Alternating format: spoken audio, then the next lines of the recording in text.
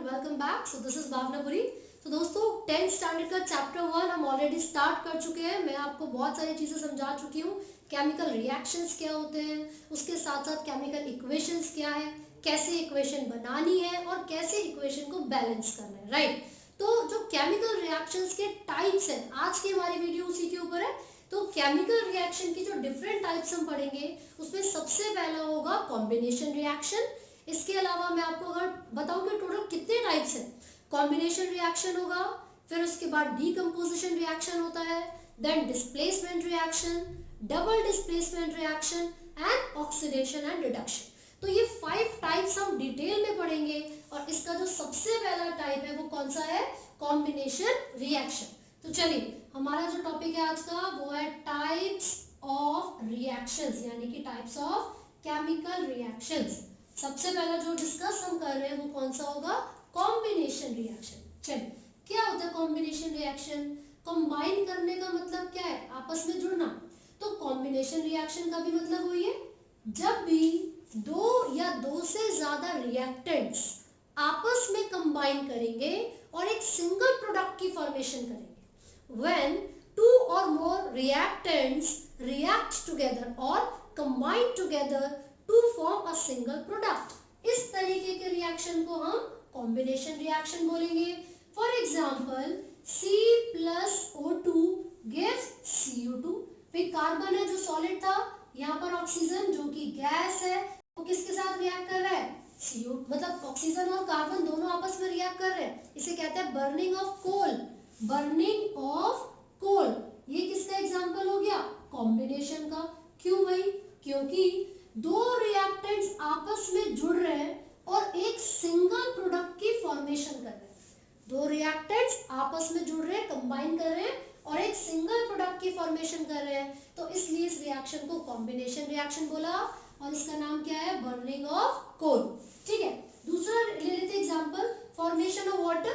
तो कैसे होता है, जब हाइड्रोजन और ऑक्सीजन एक दूसरे के साथ रिएक्ट करेंगे तो किसकी फॉर्मेशन होगी, वाटर की फॉर्मेशन होगी। सो this is an example of combination again. क्यों, क्योंकि दो या दो से ज्यादा जब रिएक्टेंट आपस में जुड़ते हैं तो एक प्रोडक्ट बनता है ना। तो जो कैरेक्टरिस्टिक होगी इस प्रोडक्ट की वो वेरी कर सकती है इन दोनों रिएक्टेंट से। क्लियर है। अगला एग्जांपल हम यहाँ पर ले रहे हैं, जिसमें आप देखोगे CaO यानी कि कैल्शियम ऑक्साइड, जिसका दूसरा नाम होता है क्विकलाइन। क्या नाम है, क्विकलाइन। जब CaO रिएक्ट करेगा H2O के साथ तो क्या बनेगा हमारे पास, यहाँ पर बनेगा CaOH का होल ट्वाइस, एक्वस। ठीक है, सॉलिड था। तो यानी कि क्विकलाइन जब वाटर के साथ रिएक्ट करेगा तो एक सिंगल प्रोडक्ट हमें मिल रहा है जिसका नाम होता है स्लेट लाइन। क्या नाम है इसका, स्लेट लाइन। तो ये जो रिएक्शन हमने देखा, मैंने अभी भी बताया था आपको लास्ट वीडियो में कि जब भी क्विकलाइन वाटर के साथ रिएक्ट करेगा तो स्लेट लाइन बनेगा। This slaked lime is used in white washing, है ना। तो देखो, क्वेश्चन आपसे अगर इस तरीके से पूछा जाए, name the compound which is used for white washing, तो आप कैल्शियम ऑक्साइड बताओगे। फिर पूछेंगे राइट द इक्वेशन। तो इक्वेशन में जैसे आपको बोला एक X कंपाउंड है जिसको व्हाइट वॉशिंग में यूज किया जाता है, तो वो X कंपाउंड हो गया कैल्शियम ऑक्साइड। दूसरा पार्ट देंगे, उस X को वाटर के साथ रिएक्ट करवा के एक इक्वेशन बनाओ। तो X यानी कि कैल्शियम ऑक्साइड को वाटर के साथ रिएक्ट करवाया तो इक्वेशन बन गई। क्या रिजल्ट आया, स्लेट लाइन यानी कि CaOH का होल ट्वाइस। क्लियर है। अब पता है क्या होता है, जब हम व्हाइट वॉशिंग कर लेते हैं, वॉल्स के ऊपर इसको अप्लाई कर देते हैं, तो विद इन 2 और 3 डेज इट गेट्स ड्राई, ये थोड़ा सूख जाता है और फिर शाइनिंग आना स्टार्ट होती है। तो शाइनिंग क्यों आ रही है पता है, ये जो स्लेट लाइन है यानी कि जो कैल्शियम हाइड्रोक्साइड है, ये धीरे धीरे एटमॉस्फेरिक CO2 के साथ रिएक्ट करता है। दिस स्लेट लाइन यानी कि calcium hydroxide reacts with atmospheric CO2, as a result CaCO3 is produced. अब ये CaCO3 क्या है, दिस इज कैल्शियम कार्बोनेट, और यही कैल्शियम कार्बोनेट है जिस वजह से जो दीवारें हैं, जो वॉल्स है, वो शाइन करती हैं। और आपको पता होना चाहिए मार्बल का फॉर्मूला भी यही है, मार्बल्स को भी क्या बोलते हैं, कैल्शियम कार्बोनेट। क्लियर है।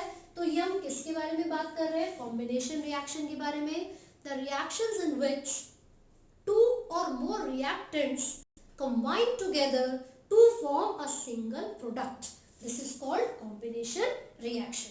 अब इसके साथ एक चीज जानना बहुत जरूरी है आपके लिए, वो ये है कि जो रिएक्शंस होते हैं ये दो तरीके में या दो कैटेगरीज में डिवाइड किए जा सकते हैं on the basis of involvement of heat.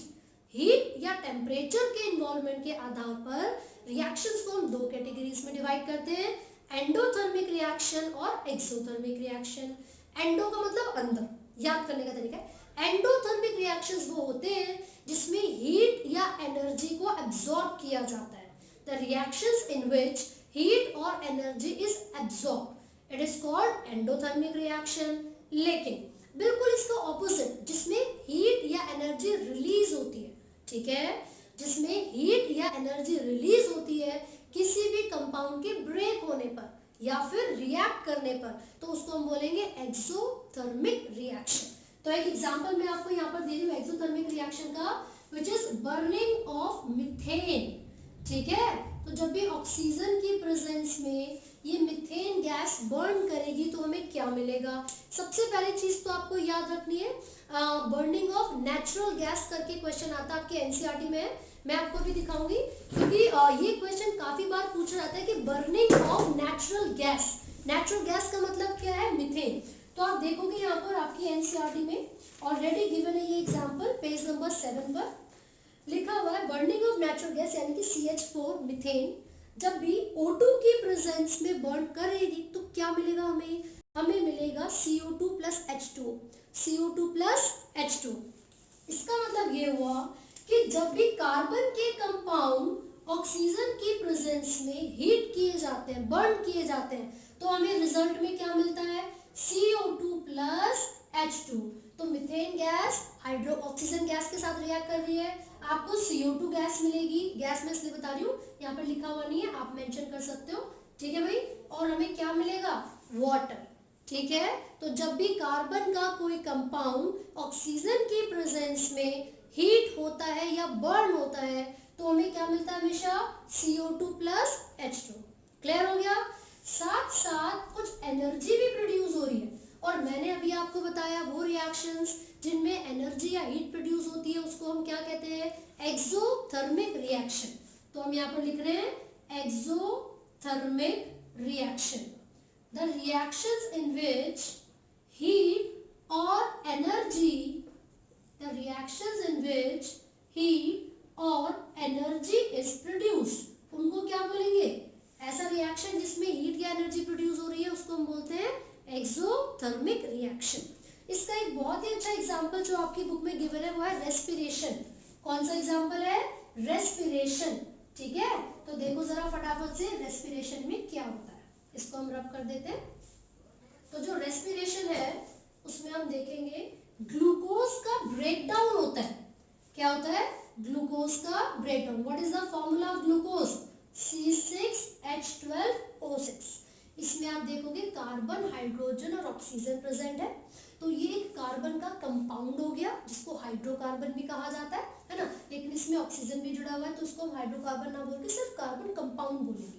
तो जब ये कार्बन कंपाउंड यानी कि ग्लूकोज ऑक्सीजन की प्रेजेंस में बर्न होगा, जब भी ग्लूकोज का ब्रेकडाउन होता है ऑक्सीजन की प्रेजेंस में वो एनर्जी को रिलीज करेगा, and this process is exothermic. क्यों, देखिए CO2 निकला, H2O निकला, साथ ही साथ लार्ज अमाउंट ऑफ एनर्जी भी प्रोड्यूस हुई है। तो सिंपल सी बात है, रेस्पिरेशन में क्या होगा, in this the breakdown of glucose in the presence of oxygen occurs which leads to the release of CO2, H2O and a large amount of energy. तो वो रिएक्शन जिसमें लार्ज अमाउंट ऑफ एनर्जी निकल रही है वो कौन सा है, एक्सोथर्मिक रिएक्शन। ये क्वेश्चन आपसे जरूर पूछा जाएगा, why do we consider respiration as an exothermic reaction. तो आपको ये पूरा बताना है जो मैंने अभी समझाया है, साथ साथ आप ये इक्वेशन बना के दिखाओगे तभी आपको पूरे मार्क्स मिलेंगे। क्लियर है। दूसरा क्वेश्चन आपसे पूछा जाता है कि जो मैग्नीशियम रिबन है इसको ऑक्सीजन की प्रेजेंस में जब हम बर्न करते हैं, है ना, तो उसको जाता है सैंड पेपर से, तो आप बताओगे मैग्नीशियम रिबन को पहले सैंड पेपर से इसलिए रब किया जाता है ताकि उसके सरफेस पर जो थिक ऑक्साइड की लेयर है उसको रिमूव किया जा सके। उस लेयर को इसलिए रिमूव किया जाता है ताकि फिजिबली यानी कि बड़ी आसानी से वो मैग्नीशियम रिबन ऑक्सीजन की प्रेजेंस में बर्न हो सके। क्लियर है? तो ये मैग्नीशियम रिबन है जो कि O2 की प्रेजेंस में बर्न कर रहा है और एक सिंगल कंपाउंड आपको यहाँ पर नजर आ रहा है, इसीलिए ये भी एक एग्जांपल होता है कॉम्बिनेशन रिएक्शन का। करेक्ट। अब हम आगे बढ़ेंगे और कॉम्बिनेशन रिएक्शन के बाद दूसरा कौन सा है? Second is decomposition reaction. Decomposition reaction, देखिए ये जो इक्वेशन मैंने आपको बताई थी अभी, ये डीकम्पोजिशन रिएक्शन की ही इक्वेशन है ना? ऐसा क्यों हो रहा है? डीकम्पोजिशन का मतलब है किसी एक कंपाउंड का ब्रेक होना ताकि वो दो या दो से ज्यादा प्रोडक्ट्स की फॉर्मेशन कर सके। किसी एक कंपाउंड का ब्रेक होना जिसमें दो या दो से ज्यादा प्रोडक्ट्स की फॉर्मेशन होती है। सो this is an example of decomposition reaction. ठीक है, तो यहाँ पर हम सेकंड लिख रहे हैं विच इज डीकम्पोजिशन रिएक्शन। उसकी इक्वेशन मैंने ऑलरेडी आपको समझा दी है एक्सोथर्मिक के केस में। तो नंबर 2 इज डीकम्पोजिशन रिएक्शन। तो क्या होता है decomposition? Breakdown. This is the reaction in which a substance or a compound is broken down to produce two or more products। एक ऐसा रिएक्शन जिसमें कोई भी एक कंपाउंड ब्रेक डाउन होगा और उसके ब्रेक डाउन होने पर दो या दो से ज्यादा प्रोडक्ट्स की फॉर्मेशन होती है। तो इस तरीके के रिएक्शन को डीकम्पोजिशन रिएक्शन कहा जाता है। ठीक है, इसके कुछ एग्जांपल्स हैं और इसको हमने 3 कैटेगरीज में डिवाइड किया हुआ है। एक होता है photolytic reaction. Photolytic reaction, photo का मतलब होता है लाइट, सनलाइट। ठीक है भाई, तो लाइट की प्रेजेंस में जो रिएक्शन होगा वो फोटोलाइटिक होगा। दूसरा थर्मल डीकम्पोजिशन। दूसरा कौन सा होता है? Thermal decomposition. ठीक है, थर्मल का मतलब है हीट या टेम्परेचर, हीट या फिर टेम्परेचर। और तीसरा कौन सा होता है भाई? फोटोलाइटिक हो गया, थर्मल डीकम्पोजिशन हो गया। Third is electrolytic decomposition. Electrolytic decomposition, भाई नाम से पता चल रहा है इलेक्ट्रोलाइटिक है तो इलेक्ट्रिसिटी को पास किया जाएगा, इलेक्ट्रिसिटी को पास किया जाएगा। तो बेसिकली पता है क्या होता है? आप जब देखोगे तो इसके अंदर ये होगा कि इनके एग्जांपल्स एक एक आपको बहुत अच्छे से पढ़ने है ना। तो इन एग्जांपल्स में अगर मैं फोटोलाइटिक की बात करती हूँ तो जो सिल्वर क्लोराइड है यानी कि AgCl या फिर जो सिल्वर ब्रोमाइड है, इनको जब सनलाइट की प्रेजेंस में ब्रेक डाउन किया जाता है तो सिल्वर और क्लोरीन गैस प्रोड्यूस होगी और जब AgBr को आप करोगे तो यहाँ पर भी silver and bromine gas produce होगी। तो इसका मतलब ये हुआ ये एक ऐसा रिएक्शन है जो कि सनलाइट की प्रेजेंस में हो रहा है और क्योंकि एक कंपाउंड ब्रेक कर रहा है दो या दो से ज्यादा प्रोडक्ट्स में तो इसको कहा जाता है डीकम्पोजिशन। क्लियर हो गया? और मैं आपको बता दूं these are the substances which are used in black and white photography। black and white photography, ये आपसे क्वेश्चन पूछा जाता है ब्लैक एंड व्हाइट फोटोग्राफी में यूज होने वाले कंपाउंड के नाम बताइए, तो आप सिल्वर क्लोराइड या फिर सिल्वर ब्रोमाइड का एग्जांपल बता सकते हैं। ठीक है इतना। दूसरा एग्जांपल थर्मल डीकम्पोजिशन। आप जब एनसीईआरटी में देखेंगे तो यहाँ पर आपको बहुत सारे एग्जांपल दिए हुए हैं, जैसे कि हीट के प्रेजेंस में आपको जो एग्जांपल दिया हुआ है वो है फेरस सल्फेट यानी कि FeSO4। जब इसको हीट की प्रेजेंस में आप बर्न करोगे तो आपको कौन कौन से कंपाउंड मिलेंगे? तो हम यहाँ पर लिख देते हैं थर्मल डीकम्पोजिशन में FeSO4 जो कि सॉलिड है, उसको जब हम हीट करते हैं तो हमें क्या मिलेगा? Fe2O3 प्लस SO2, ये भी गैस होगी, ये सॉलिड होगा, प्लस SO3 गैस। ठीक है, तो हमें क्या मिला? देखिए जब हमने यहाँ पर लिख देती हूँ मैं फेरस सल्फेट, फेरस सल्फेट को हीट किया, जब भी हम फेरस सल्फेट को हीट करेंगे तो हमें फेरिक ऑक्साइड मिलेगा SO2 और SO3, ये गैसेस मिलेंगी। तो यहाँ पर भी सेम हो रहा है क्योंकि हीट की प्रेजेंस में है तो थर्मल होगा, और क्योंकि ब्रेक डाउन होकर दो या दो से ज्यादा प्रोडक्ट मिल रहे हैं तो डीकम्पोजिशन होगा। तो यहाँ पर हमने दो तरीके की देख लिए, photolytic decomposition and thermal decomposition. दोनों एग्जांपल्स आपको याद करने हैं। इसके अलावा यहाँ पर हम बात करते हैं इलेक्ट्रोलाइटिक डीकम्पोजिशन की। आप इसमें एग्जांपल ले सकते हो H2O का, ठीक है। तो जब भी वाटर को ब्रेक डाउन करेंगे तो क्या मिलेगा, H2 प्लस O2, ये दोनों गैसेस हैं। ये क्या था, लिक्विड था। हमने क्या पास करवाई दी थी, इलेक्ट्रिसिटी। क्या पास करवाई है, इलेक्ट्रिसिटी। तो इसका मतलब ये हुआ कि जब भी हम इलेक्ट्रिसिटी पास करवाते हैं वाटर से तो वो डीकम्पोज कर जाता, वो ब्रेक डाउन कर जाता है वाटर किस किस में, H2 प्लस O2 में। ये दोनों ही गैसेस प्रोड्यूस होती है ना। लेकिन देखो अगर इसको बैलेंस किया जाए, यहाँ पर 2 से मल्टीप्लाई करूंगी और यहाँ पर भी, तो जो हमारी इक्वेशन है वो बैलेंस हो जाएगी, राइट। क्वेश्चन आपसे पता है क्या पूछा जाएगा, क्वेश्चन ये होता है जब हाइड्रोलाइसिस किया जाता है, मतलब वाटर का ब्रेक डाउन किया जाता है तो दो गैसेस प्रोड्यूस होती हैं। एक गैस हमेशा डबल वॉल्यूम में प्रेजेंट होती है then another. One gas is always in the double volume of another. ऐसा क्यों होगा, क्योंकि एक वाटर मॉलिक्यूल में दो हाइड्रोजन के एटम है और एक ऑक्सीजन का एटम।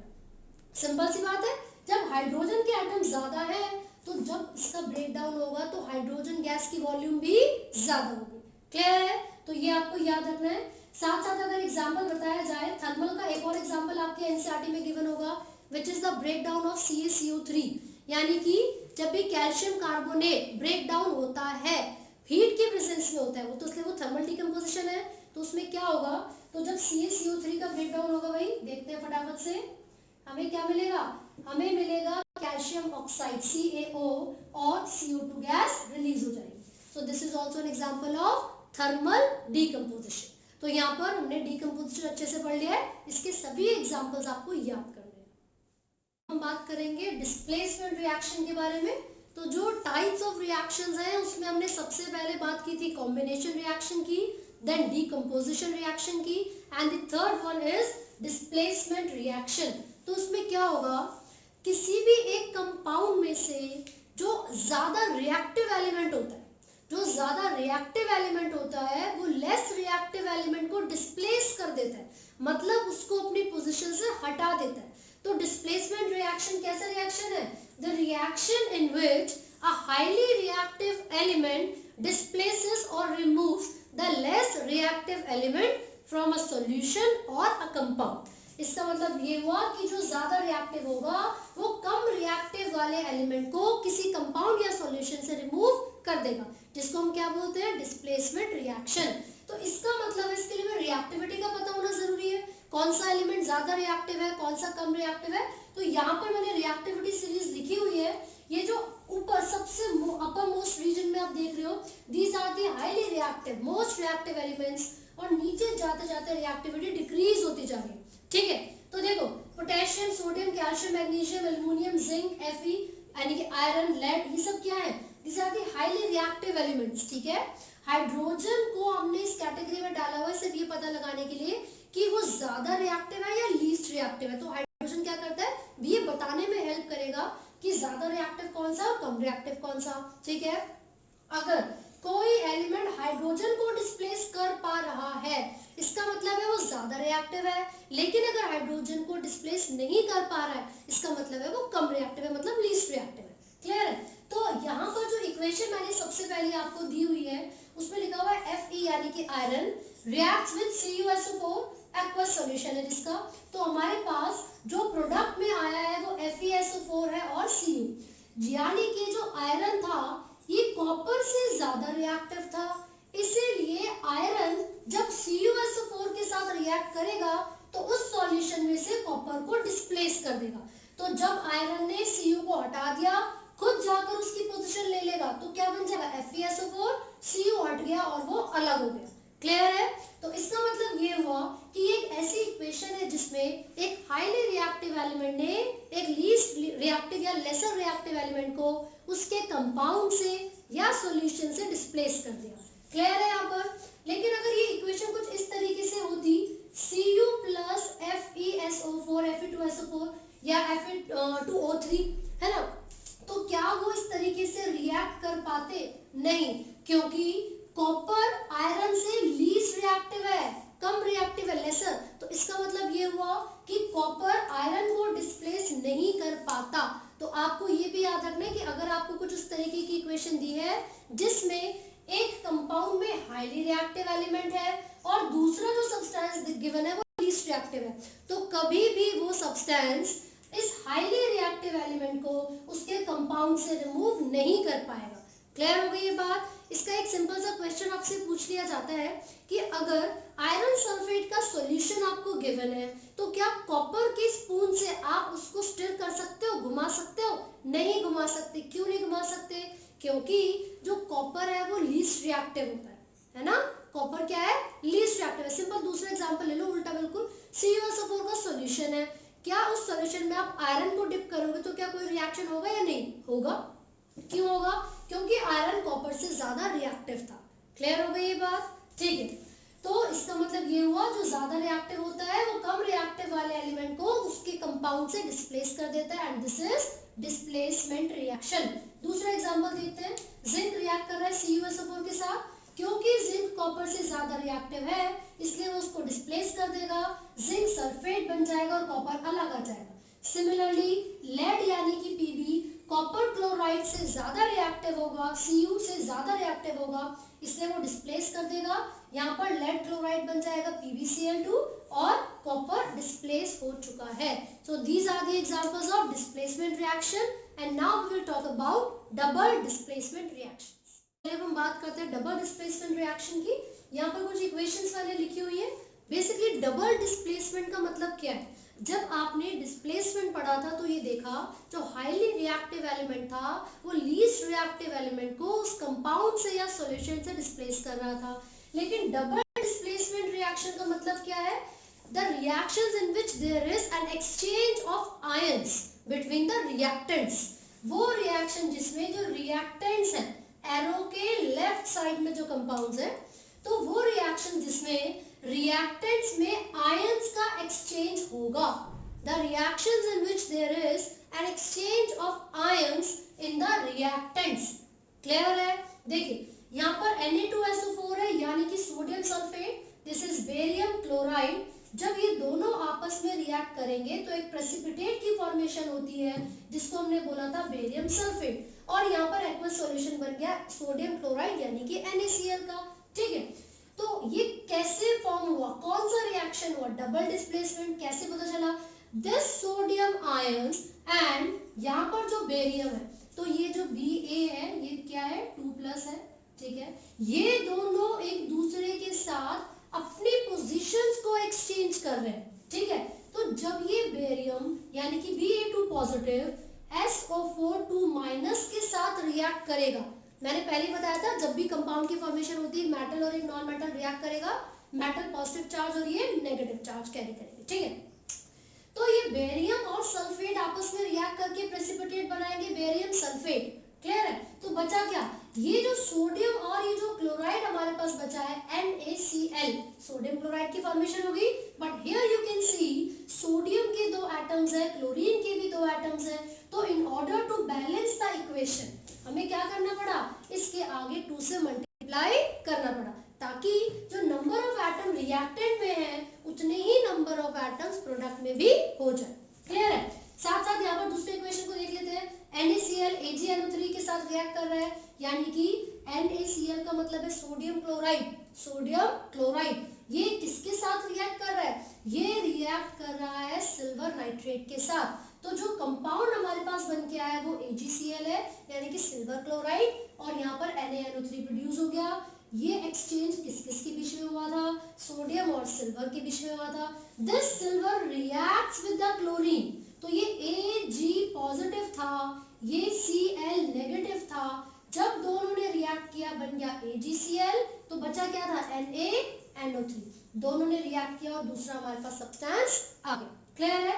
सिमिलरली बेरियम और हाइड्रोजन, ये जो बेरियम था जब ये सल्फेट के साथ दोनों आपस में रिएक्ट करेंगे BaSO4 बेरियम सल्फेट बनेगा and HCl will be produced. आप देख सकते हो 2 हाइड्रोजन है 2 क्लोरीन, तो बैलेंस करने के लिए हमने क्या किया, प्रोडक्ट में HCl को 2 से मल्टीप्लाई कर दिया।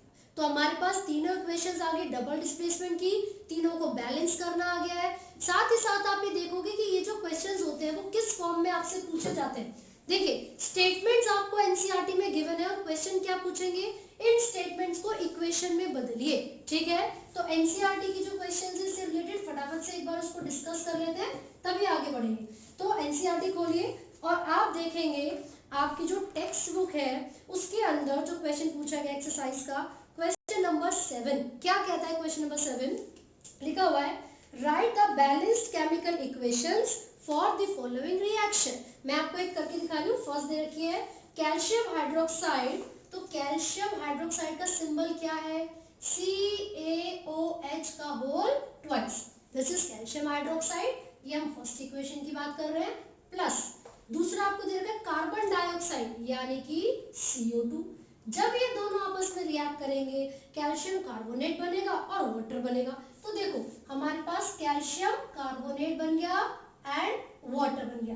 क्या ये इक्वेशन बिल्कुल सही है, क्या हमने सिंबल सही तरीके से लिखे हैं और हमने फिजिकल स्टेट लिखा है या नहीं लिखा। स्टेट ऑफ मैटर लिखना बहुत जरूरी है। तो यहाँ पर आप मेंशन करोगे कि कोई चीज सॉलिड है, कोई लिक्विड है या गैस है, क्योंकि जब तक आप उसको नहीं लिखोगे तब तक आपकी इक्वेशन कंप्लीट नहीं होगी।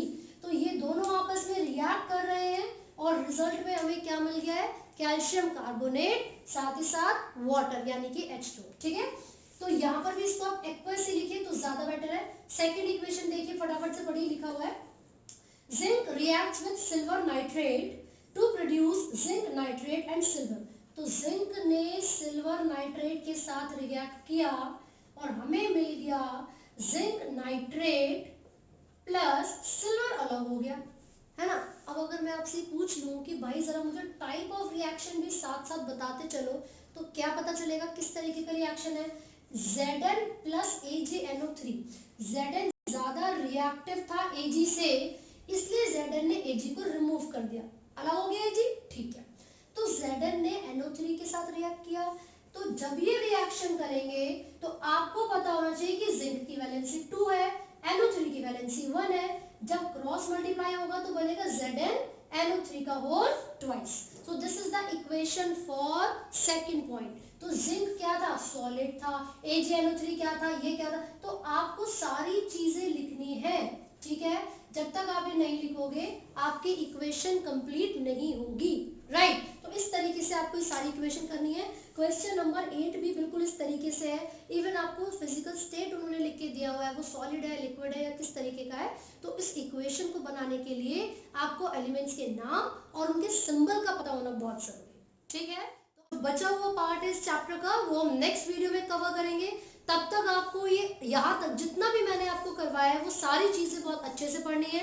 ठीक है, उसके बाद एनसीईआरटी से पढ़े और उनके क्वेश्चंस अटेम्प्ट करें। All the best and do not forget to like, share and subscribe. Thank you.